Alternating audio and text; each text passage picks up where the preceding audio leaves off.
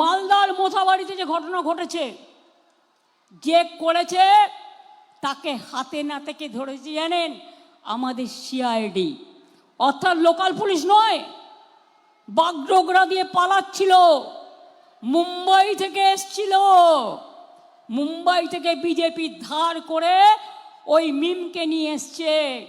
ISF ওদের সাথে, কংগ্রেসেরও উস্কানি আছে আর বিজেপিরও উস্কানি আছে। বিহারে এরা ভোট কেটে বিজেপিকে জিতিয়েছিল বিজেপির টাকায়।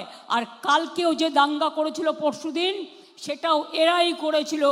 মনে রাখবেন, পরিকল্পনা করে, পরিকল্পিত করে এনআইএ আসার আগে আমাদের সিআইডি, যেটা এখনও আমি দেখি সেই সিআইডি ইলেকশন কমিশনের আন্ডারে পড়ে না, সেই সিআইডি তাকে গ্রেপ্তার করেছে বাগডোগরা থেকে আসল কালপিটকে।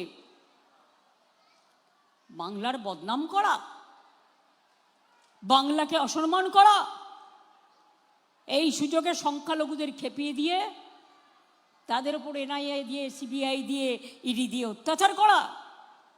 বাইরের আউটসাইডার গুজরাট থেকে আসছে বাসে করে, আমি ভয়েস রেকর্ড পেয়েছি। কেন আমাদের সবাইকে চেঞ্জ করেছি জানেন? যাতে কেউ আটকাতে না পারে বর্ডারে। ওরা টাকা নিয়ে আসবে, সিআরপিএফ এর গাড়ি করে টাকা আসছে। আর কোথায় কোথায় যাচ্ছে আমি জানি, আমার কাছে রেকর্ড আছে, আমি টাইমলি এক্সপোজ করব।